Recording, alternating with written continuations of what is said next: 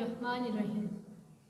علی وقار انسان کیا ہے؟ اس کی پرواز کیا ہے؟ اس میں کیا کمالات ہو سکتے ہیں؟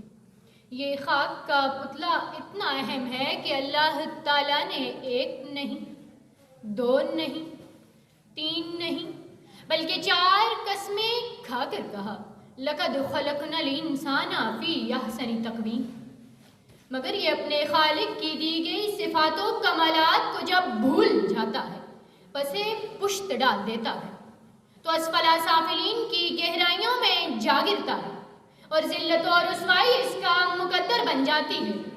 علی وقار جب انسان اپنی تخلیق کا مقصد، اپنا نظریہ اور احسنی تقویم کا مطلب بھول جائے اور اس کا بھولنا بھی بھول جائے، تو پھر رب کائنات کو اپنے اس لاڈلے پر رحم آ جاتا ہے، دریائے رحمت جوش میں آتا ہے، تو رب کائنات اس پرانے بھلکڑ کے لیے کوئی درویش خدا مست، کوئی کلندر دوران بھیج دیتا ہے۔ جیسا کہ ہمارے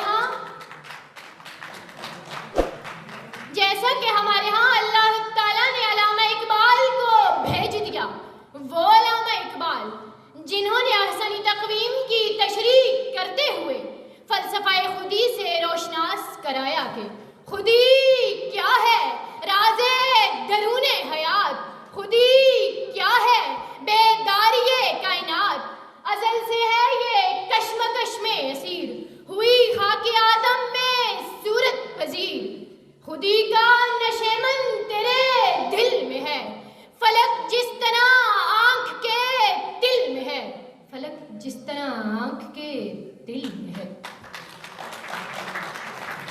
علی وقار جناب علامہ نے مسلم قوم میں جذبہ خودداری و غیرت نفس بیدار کرتے ہوئے حریت و آزادی کا سبق دیا اور سنہرے ماضی پر غور و فکر کرنے کی ترغیب دی اور کہا کہ اگر تم دل سے کلمہ پڑھتے ہو تو پھر کلمے کے اثرات مرتب کیوں نہیں ہوتے؟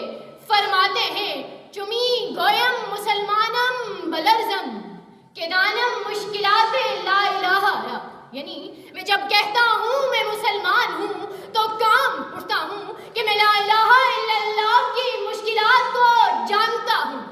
علی وقار جناب علامہ نے خوف اور ناامیدی کے اندھیروں سے نکال کر قوم کا ایک تازہ ولولہ دیا اور روشن مستقبل کی ایسی نوید دی کہ غلامی اور خواب غفلت میں سوئی ہوئی قوم میں بیداری و حرارت پیدا ہو گئی۔ جناب علامہ قومی غیرت، کردار کی پختگی اور پاکیزگی کی تلقین کرتے ہوئے فرماتے ہیں کہ خودی کے نگہباں کو ہے زہر ناب، وہ نا جس سے جاتی رہے اس کی تاب، کسے نہیں ہے تمنائے سروری لیکن خودی کی موت ہو جس میں وہ سروری کیا ہے۔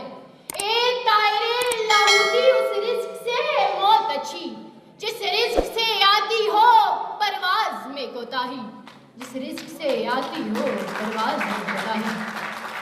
وما علینا الا البلاغ المبین۔